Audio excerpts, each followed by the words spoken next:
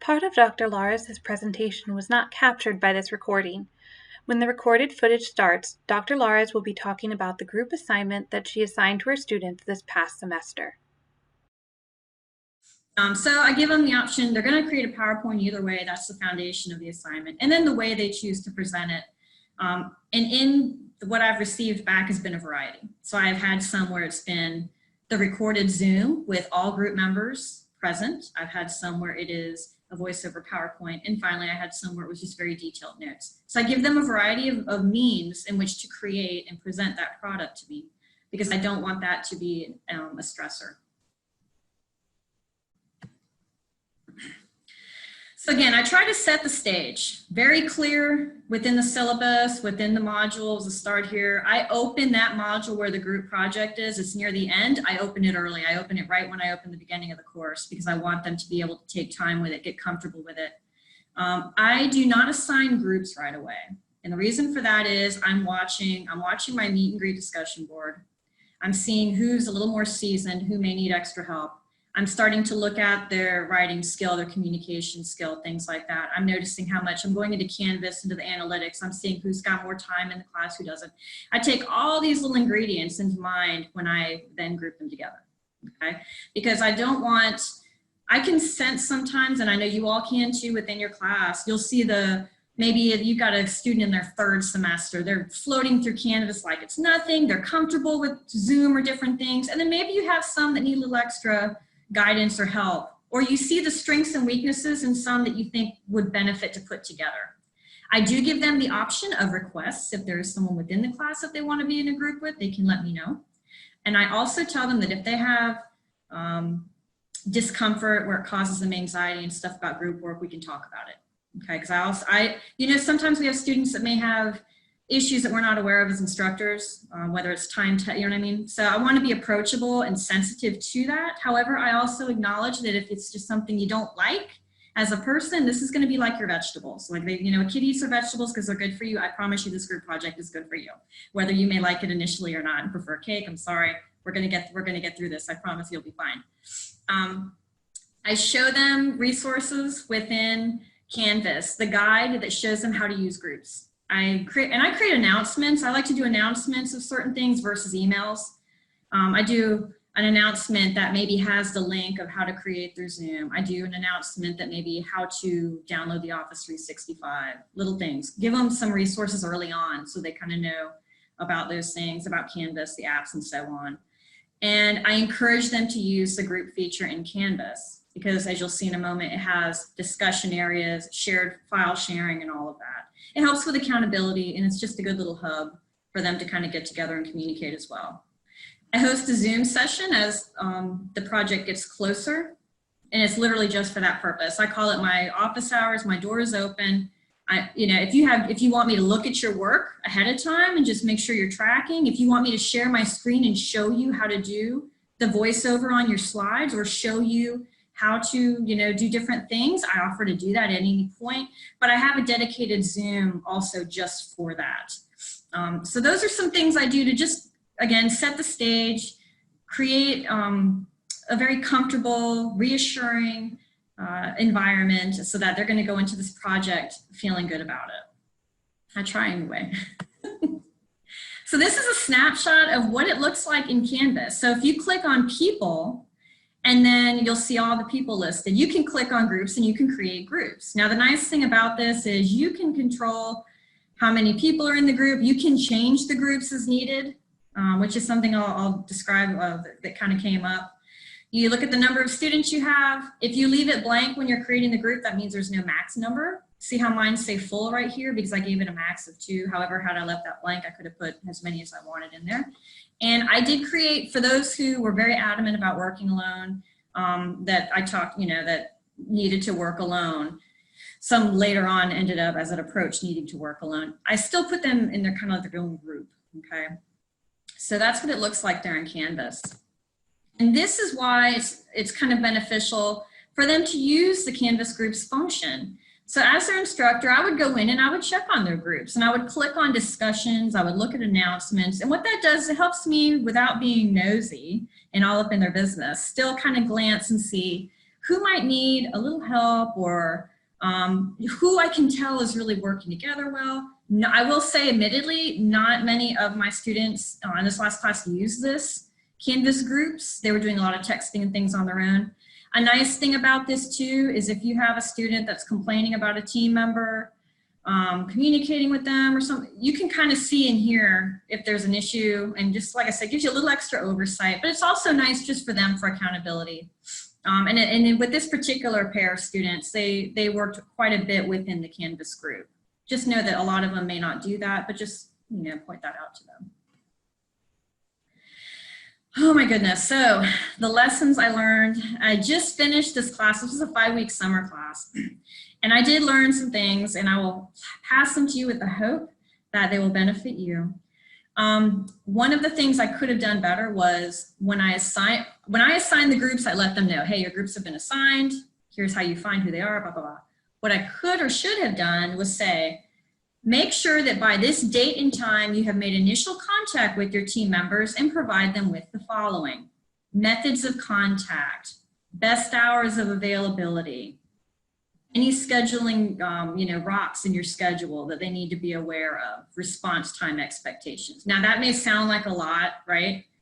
But if I had set that from the beginning, then the people that panic because they don't hear back quickly enough, because we all have ideas about how soon we need to hear back from each other. And in this technological age of immediately being able to reach people, sometimes we set this expectation that if your phone buzzes, I expect you to magically respond to me in that instant, right?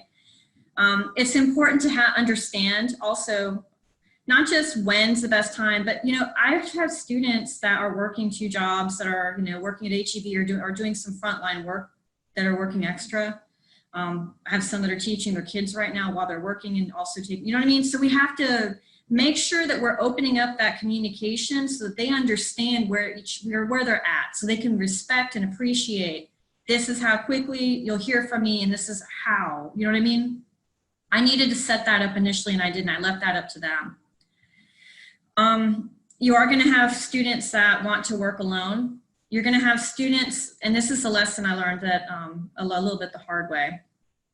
When you have students that reach out to you that say, my teammate, they're not getting back to me, blah, blah, blah, blah, blah, can I just work alone? If they choose to move forward without their teammate, or they're choosing to do something differently, I would suggest you let them communicate that in an adult manner and CC you. I made the mistake of kind of facilitating some of that, and it bit me in the butt. And I say that because I just got the survey back from this class. And one of them was very upset because he ended up being separated from his teammate because the teammate wanted to move forward without him because they had communication confusion. And so my thing was, hey, just due to the fact that you and your teammate, there's apparently some communication confusion. Well, he took great offense to that. He took it very personally, even though that was not my intention. And I explained, we all have different perceptions of what, communication, again, should look like.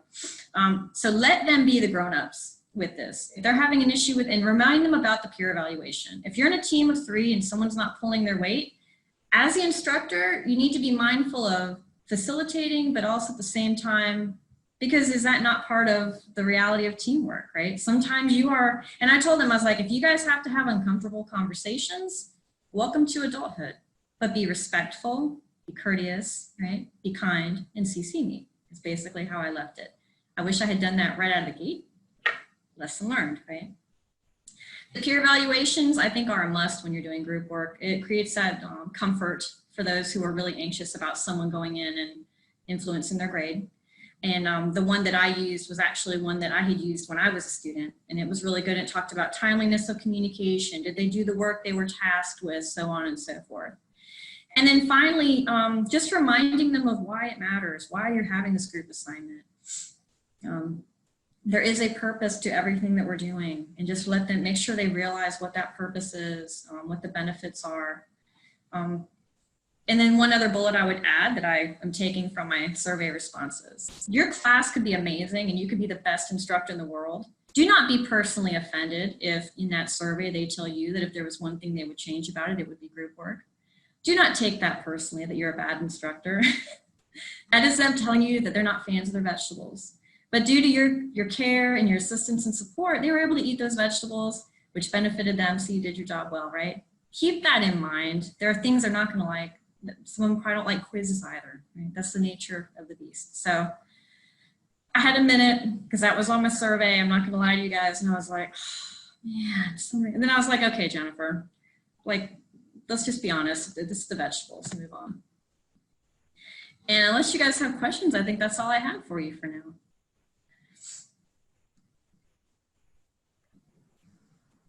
Thank you so much, Jennifer. So many well-stated points. Does anyone have any questions at this point? Feel free to unmute yourself. Oh, yeah, I can certainly share that. You know what I'm going to do? If you guys want, I'll share it in the chat. I'll just have it in there as an attachment, and then you can save it and do whatever makes you happy with it. Yeah, Caroline's asking if she would, Dr. Lettuce would share her peer evaluation form. Oh, for sure.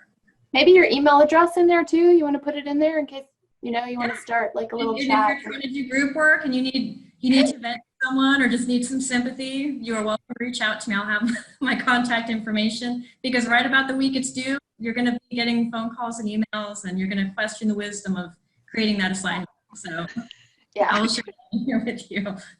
you need group work to get through group work. I really love that idea, just to make a comment of what I really loved about how you have these students take it upon themselves to be adults and to do that work of communicating between each other. And I feel like, you know, I taught high school, and I know that, you know, us high school teachers are always seem to be, you know, you tell the teacher K through 12, you run and tell the teacher, like, my parents would always say, if you're ever having any issues, you go and tell the teacher. And, you know, very little do we like set students up to like, okay, if you didn't like that student doing that, did you go and tell that student not to do that? And a lot of the times they're like, no, I didn't tell them. Like, okay, then how does that student know they're doing something wrong? So, you know, like you're coming from that mindset of, you know, how communication has been hardwired into these students from their K-12 experience. And then not only thinking about, you know, different cultural backgrounds and the different traditional, non-traditional students.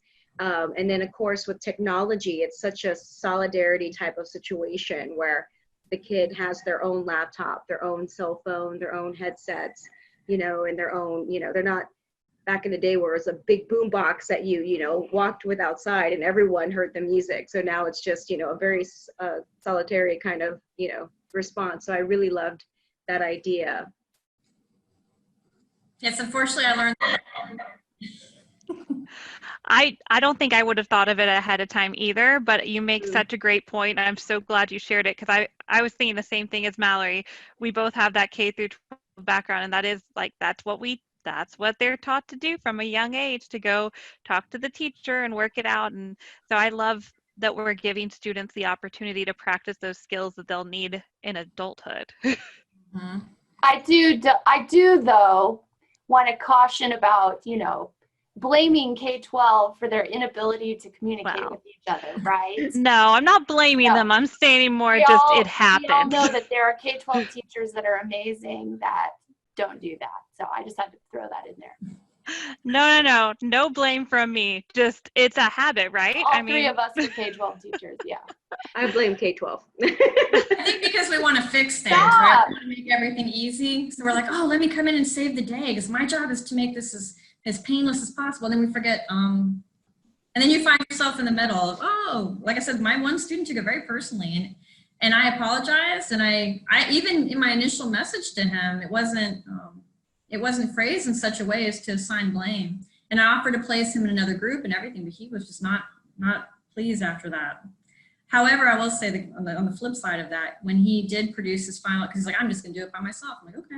His final project was so good, and I was almost like I was pleasantly surprised in a way that it worked out the way it did, because he put so much of himself into that final project. And I told him this all in the feedback too. I'm like, you shone so brightly on your own in this project, and I feel privileged to have gotten to be able to see it. I'm sorry that maybe the manner in which it came to be was not what we would have preferred, but I am so glad that you not just rose to the occasion, but just smoked it right out of just took it right, blew it up right out of the sky. It was so good. So that was like I guess the silver lining of that experience.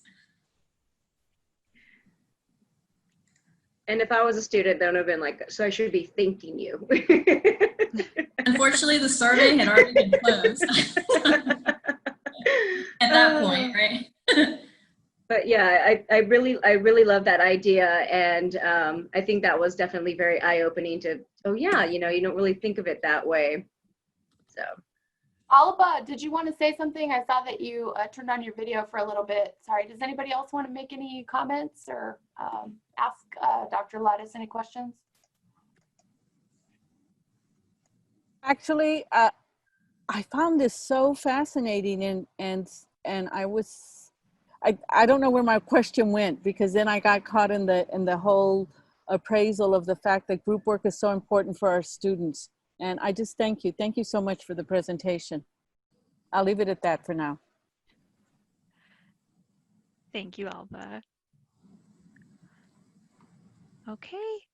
Well, we still will have probably time for that Q&A at the end. So if you think of questions, feel free to just keep track of them as we keep going. Thank you so much, Dr. Lattis. I mean, that was spectacular, and we're glad you came. For letting me share. Like I said, I'm glad I could share that experience because I learned a lot in that one course and that one assignment. I was like, oh, okay. So yeah. Thank you. Okay, our next panelist is Dr. Debbie Keck. Dr. Debbie Keck has been at PAC for 2 years teaching pre-nursing chemistry.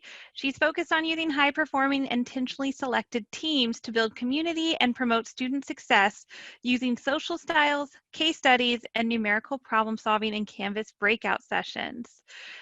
So Debbie, I stopped sharing my screen so you can share yours. We are very glad to have you here. Let's see. Okay.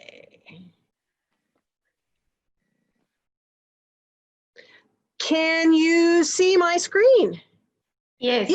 Yay. Okay, so we're going to talk today about building ladders, ways to empower student success. Maybe, yes. Okay, so education and training, as we do in higher education, has two goals. The training and certification elevates our status, but a broad liberal arts education changes our lives. And I'm sorry, I have to put my plug in to start out with.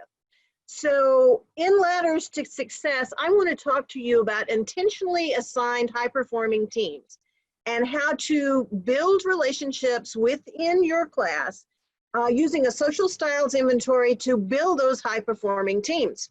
So as I shared that, let me tell you that I provide for the students a social styles inventory that looks at their assertiveness and responsiveness. And I will send this out to them over the weekend, and they will fill out the social styles inventory. And it looks at how they communicate with each other and how they think of themselves while they're communicating. And it divides them up into four basic social styles. The driver in this attitude is the eagle that you can see up in the top. They are an action-oriented, goal-oriented person, communicates about getting things done, objectives, and results. There's an analytical personality that is a process-oriented person that collects data and communicates about facts and figures, policy, and organizing analysis. There's an expressive personality that communicates about idea-oriented, communication-oriented. They're innovative. They look for change, new ways of doing things.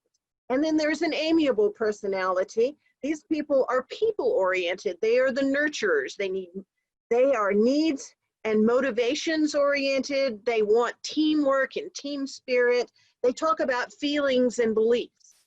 Now, when you provide this social styles inventory to a class of, say, 24 students, amazingly, over the last 10 years, the students have become more evenly divided over these four different social styles. So when I intentionally assign them into groups with one driver, one expressive, multiple analyticals, and multiple amiables. Now, I teach pre-nursing chemistry. There are a lot of needs and motivation, teamwork, team spirit, feelings, and beliefs-oriented students. So there may be more amiable students in each group. I would encourage you to consider using intentionally designed high-performing teams. The business world has been using this particular formula. I have been using this for 2 decades. When I was in the business world, I took this training more than 2 decades ago because it provides that the group is more than the sum of the individual participants within. There is someone who is trying to get the objective reached. There is someone keeping the data as you go. There's someone creatively expressing your group opinion, and there's someone within the group that is nurturing and working toward keeping everybody working together at the same time. So, hang on.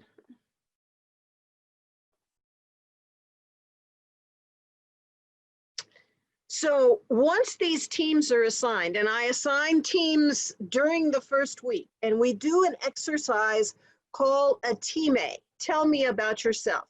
I have discovered over the years that students really don't want to stand up in front of the whole group.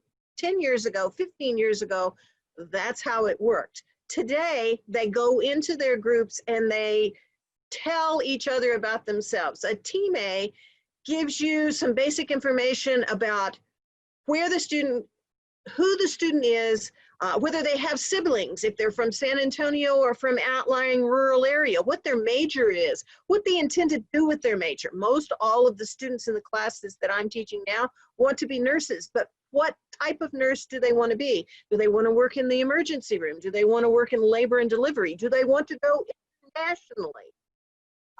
And work on world health. So that gives some information about that. So one of the ladders to success that I have implemented over the last 5 years is peer-assisted team learning. And we are doing this consistently. I'm doing this consistently in the Chemistry 1405, Chemistry 1307 classes. These are weekly assigned Canvas quizzes that are divided up into 2 parts.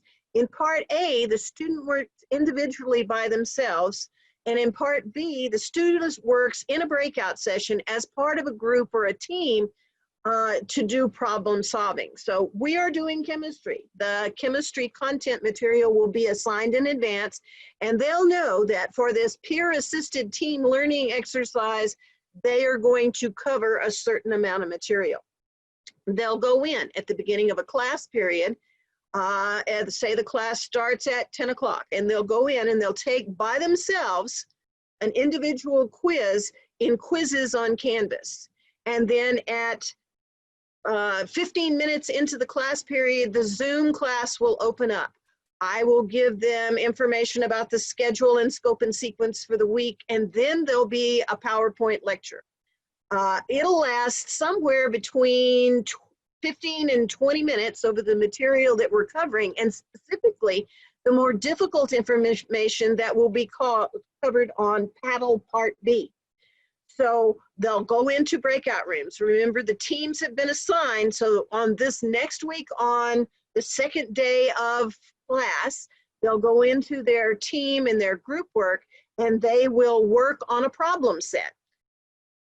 Chemistry 1405 and all entry-level chemistry classes have as a difficulty the mathematics that's required.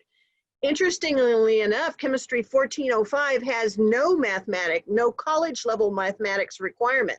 So these problem-solving sessions are better done in group work. I too just got back my evaluations, and the students from summer 2 were truly pleased with working out the computational or calculational problems as part of a small group. That I normally have 4 groups of 6 within a class of 24, and I move continuously from one group to the next, from group 1 to group 2 to group 3 to group 4, and then back through the sessions asking if there's questions, if there are solutions that I can help with. I get 0 questions in big Zoom sessions. I cannot get them to leave the small breakout sessions. Over summer school, at 30 minutes after the 2-hour class was over, I forced them to leave because they wanted to stay in these Zoom breakout sessions, which is really amazing. Paddles start out at the beginning with 20% of the points being earned by the person by themselves and 80% of the points being earned as part of the team. As the weeks progress during the semester, that flip-flops, that toward the end, at the end of the semester, 80% of the points come from the paddle at the beginning of the class period and 20% comes from the teamwork portion. Also a surprise to me, when the paddle result, when we start doing these peer-assisted team learning activities, the class average usually runs somewhere between 60 and 65. By the time we end, at the end of the semester, when most of the burden falls on the student by themselves, the class average raises to somewhere between 87 and 92. So they learn over the period of time how to take a quiz, how to study for it, how to work in a group, but then how to score higher as a group on the material. My little mouse keeps running away. There we go. Something else I have used successfully in breakout sessions and in use it for teamwork are case studies. 25 years ago, I went to the National Center for Case Study Teaching and Science, which is at the State University of New York in Buffalo, and spent a week doing one of their classes. The PowerPoint location for the case studies is here on the slide. They have in excess of 500 case studies in their inventory that they have. It unfortunately now costs $25 a year to be able to use it, but the National Center has case studies in all of the science disciplines, in ethics, in environmental studies, in environmental politics, different types of information. Now, I know that when I am doing this in the classroom, I can go from sharing this PowerPoint to sharing a case study. But whether it works for me now, I don't know. So we'll see. Okay, so here's what one of the case studies looks like from the National Center. This one is particularly interesting to me, especially right now. It talks about penicillin, and the picture you see there is Calvin Coolidge Jr., who in 1924, while his father was in the White House, was playing tennis on the White House tennis courts and got a blister on his toe. Unfortunately, this was before the advent of penicillin, and he became ill, and within a week, the 16-year-old had a stiff and painful leg. They tried blood exchanges. They tried all kinds of other medical treatments that were available at the time, and the president's son was dead inside of 10 days. So the case study comes with questions, and this is a particularly interesting one for me at this time because it looks at the death rate for infectious disease in the United States from 1900 to 1996. And in this year of pandemic, you can see the 1918 pandemic spike that happens here, but you can also see how many people died early in the 1900s and how many people were dying of infectious disease by the turn of the century. So there are all kinds of questions. There are videos that come with it, YouTube videos that give you background information. This is a basic level course that could be used in any type of class and used for group discussion. So I introduce the case in the main Zoom session, and then the students go out into the individual break rooms and they start the discussions. Usually it takes 2 weeks to finish the discussions on the questions, and there is a submission. I'm very interested in this Canvas submission. I haven't used Canvas groups before, so I'm interested in using Canvas groups. So these case study submissions, we do 6 during the course of the semester, can be submitted as a group discussion. So sorry I'm going back and forth, but I am. I imagine you can see the PowerPoint in the multiple slides at this point. Yeah, we Okay. can see them, so you're It's good. just the little tiny things, and I'm really sorry. I don't know what happened.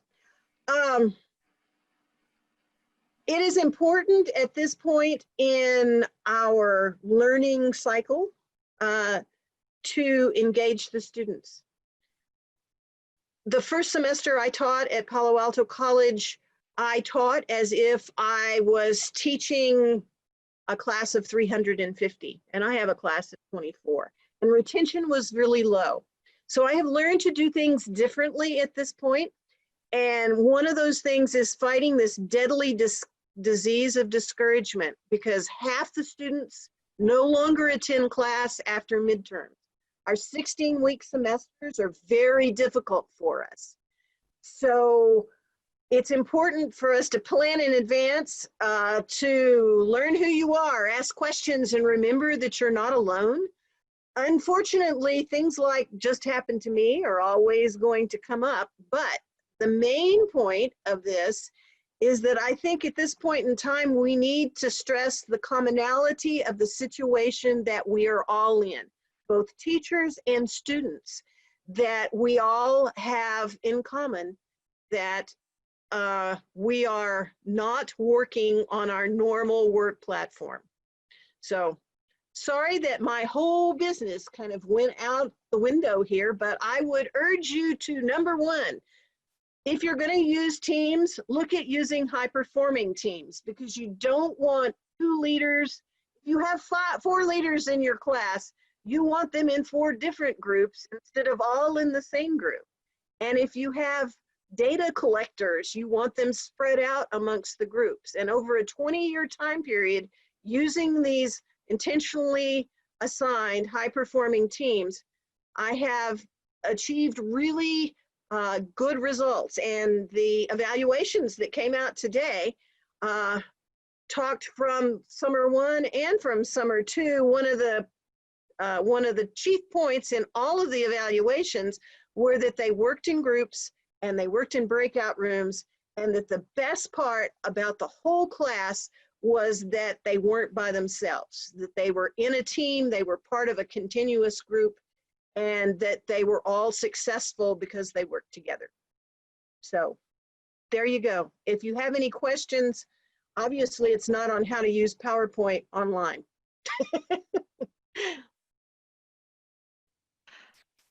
PowerPoint's finicky no matter when you use it. Well, I think I know what happened. I think it ended up being in thumbprints and instead of full screens, but I don't know how to fix it, so I try not to do that. So if you have any questions specifically about using a social styles inventory and assigning students to teams based on social styles, and please feel free to ask. I think we have one question that states, what survey did you use to identify the different students' personality? It's a social styles inventory. Let me see. Your little faces keep ending up in front of.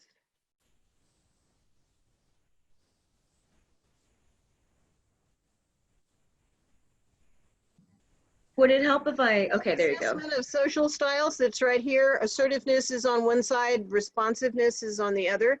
And the student evaluates themselves. That's a self-assessment. They add up all the numbers down at the bottom and divide by 15, and they get a score from the left and a score from the right. And I'll be happy, anybody who's interested, I'll be happy to send you the enlarged portion of this that describes each one of the social styles and how to take those numbers and divide students up into groups. That would be great. Yes, it would be useful. I had a quick question. Am I able to just ask, or do I need to type it in the little chat box? Oh no, everybody Just can start ask. asking and unmuting now. So Dr. Koick, you said that your class was 16 weeks. Now, did you all meet synchronously? And at that time you did the Canvas breakouts and like a live session? Yes, it was synchronous Zoom for all summer, for the remainder of the fall session and for summer 1 and summer 2. But I use this, I use the social styles and the intentionally designed teams, even in the classroom prior to Zooming. But Yeah. I have found that the students don't want to talk in a large group. They don't want to ask questions and they don't want to assert themselves. But in small groups of 6 in the Zoom and the breakout rooms, they are more than just chatty. They ask questions and work together on problem solving and on the case studies. See, because like my class was solely online, so we didn't have opportunities for me to like structured.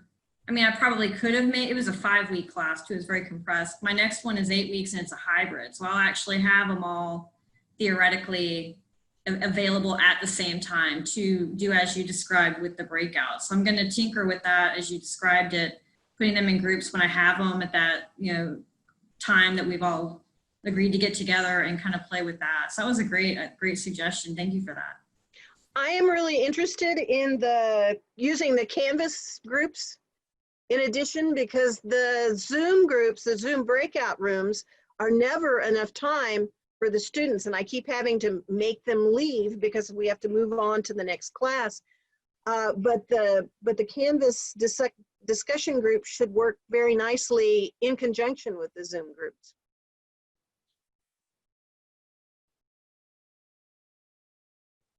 Good. I'm glad to hear that you're eager to utilize some of these tools.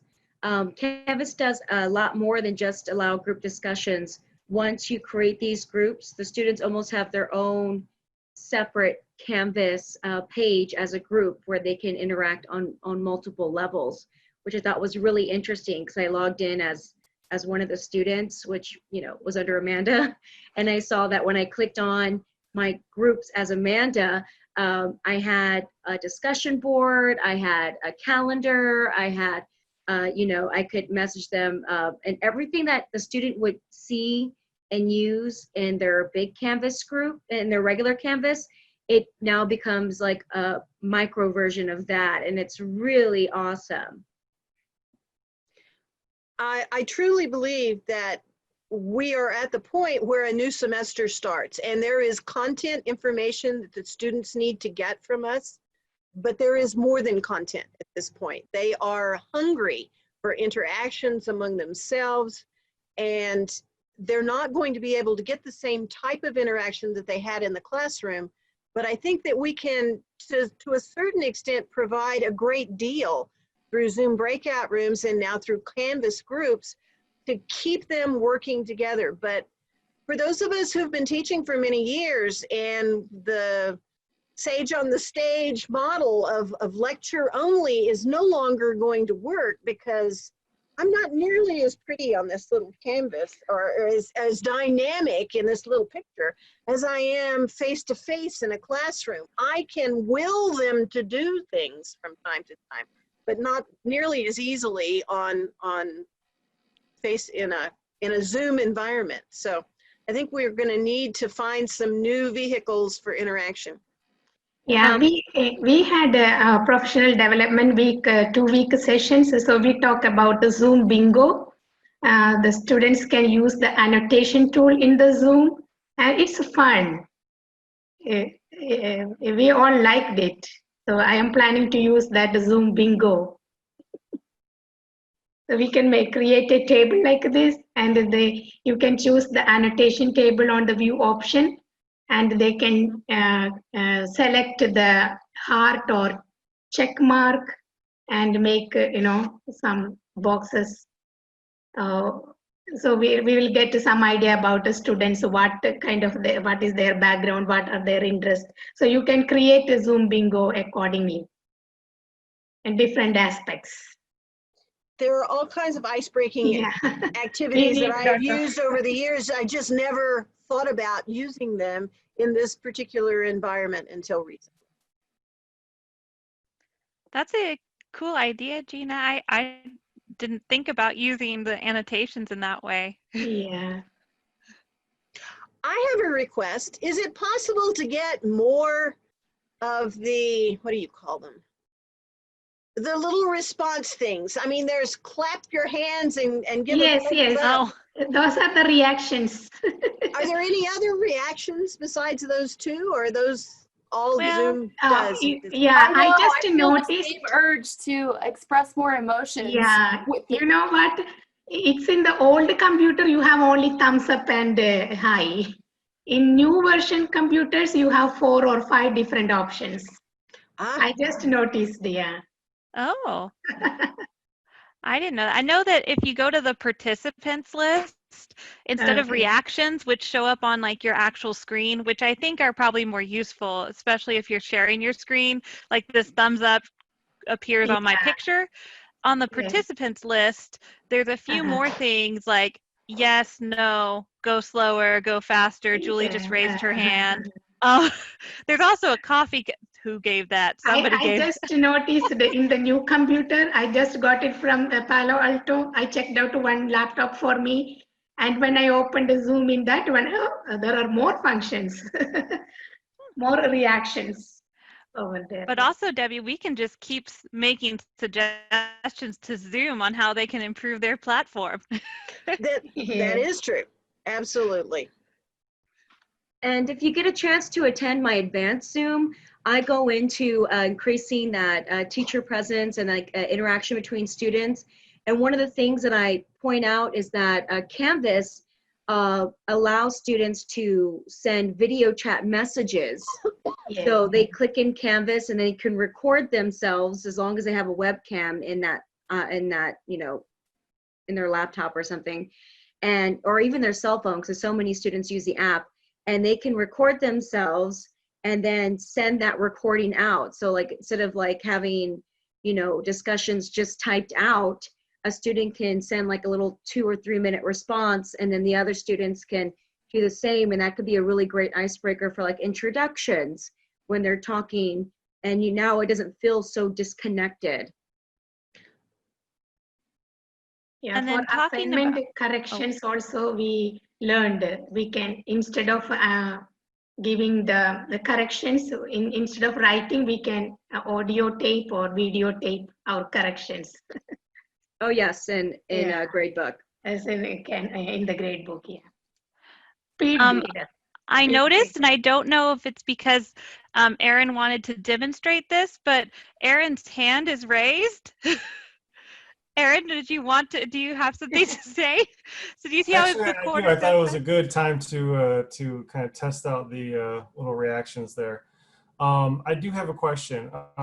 One thing I noticed is that the self-assessment thing here, it seems like the objective is to get teams together that worked really well together and to achieve maybe greater efficiency in the team and greater cooperation, which then would give you a better end result for whatever task they're doing.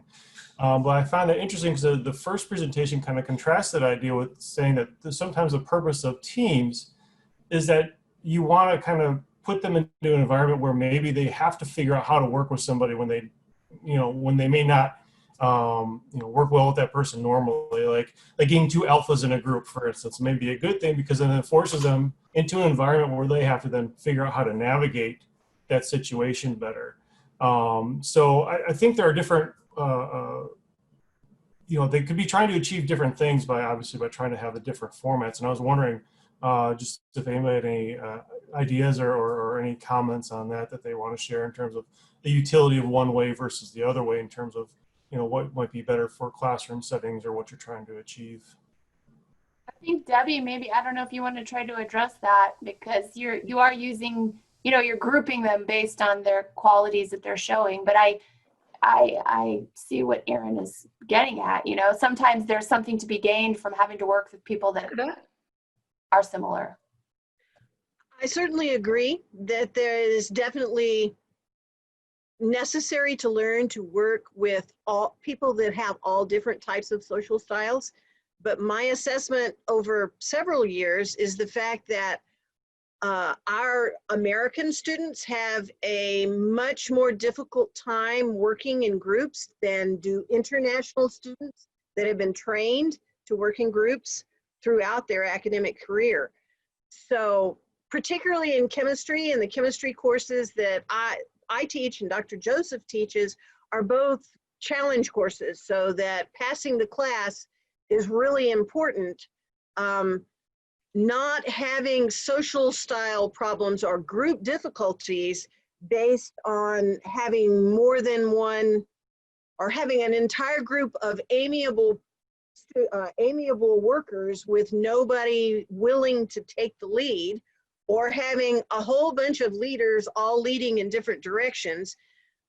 That's not the problem they need to address. They need to address finding the objective, learning to solve the problem, and being successful on the test. So I do definitely see the need for working with people who have different social styles than what you do, or have the same for that matter.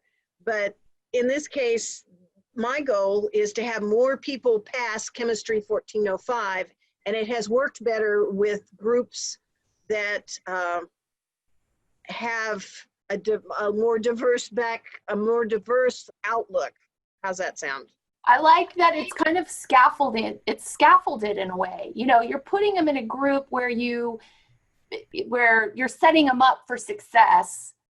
But maybe that happens at the beginning of the semester, and then maybe toward the end of the semester, if they've been working in these groups and understanding group dynamics, you could try grouping them differently for a different activity or something like that. But I do think the most important point is what's the purpose? You know, are you trying to teach them how to work in groups? Yes, kind of, but ultimately you're also trying to get your course learning outcomes.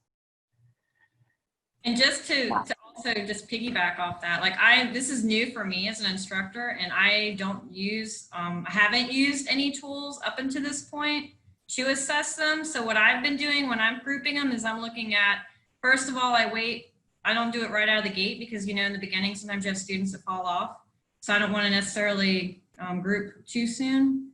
And then what I look at is the people, the communication styles, the longevity, you know what I mean? So I kind of look, because I get a little of personality, but I don't want to put just my seasoned people who are in their third semester together, and then maybe I have some people that are brand new that could benefit from learning, you know, from each other. So I don't use a formal tool, and that's something I probably will do, but I try to put a blend of people together based on weaknesses and strengths, not to the point where that's a big focus within the group to create problems or anything, but I like them to have a bit of variety, so they each bring different kind of perspectives and influences within the group, which then permeates into the project, different experiences. So our responses to this particular question divide us into various social styles from the way we're talking about it. I am an analytical expressive. I really like this new idea, but I really want hard data behind what it is that I'm doing to try to put them in groups. There are other people that are amiable drivers that, not very often though, really, to tell you the truth, that are really looking out for the good of the whole group but want to be goal oriented. You can see how this even plays out with how we're talking to each other. And there's a lesson that we do in class about how people talk to each other based on their particular social style and the social style of a completely opposite group, and they have to sell each other a car. And it's astonishing the type of verbiage that you hear from the analytical people who will tell you all the specifics on the car, to the expressive people that will tell you that it's red, it's a convertible, and it's shiny. So we all look at doing a task in a different way based on who we are. Shininess is very important. I agree with you. I have a yellow Mustang. Oh, wow. Aaron, what do you think? What are you going to do? I think that's great. I think it's an interesting perspective to kind of look at as a way of, I think when you said that you use it to help them get through the class, as a way of basically the teamwork is really there almost as a self-help group structure, like built into the course to help each other so they can improve. And I think that's one good way of really looking at teamwork is to see, what's the objective, and if the objective is to kind of create maybe a little cohort of people that will work together to help each other along the way. I think that this is probably the best way to do that, because then you can, like you said, find people with different strengths who will all kind of work to help each other and balance each other out. So I think that this is a very could be a very useful tool for that aspect, and creating a little support community, which I think dividing students into cohorts or small groups at the beginning of the semester, I think that's a good way to teach them how to kind of develop their own habits of finding help with their peers and things, which is really kind of what college is all about, right? Trying to find out how to figure out where to go to get answers, getting study groups and things. I think this is kind of a good way of kind of adding structure to that to help them with that. I do have to also plug, that teamwork is one of our institutional learning outcomes. So yes, we are, of course, want them to pass chemistry and understand the concepts, but we also want them to have some level of proficiency in how to work together as a team. So I'll put the teamwork rubric back in there because it gives you some concrete language you can use on teaching them how to work together as a team. And I'll also email that rubric too after this session.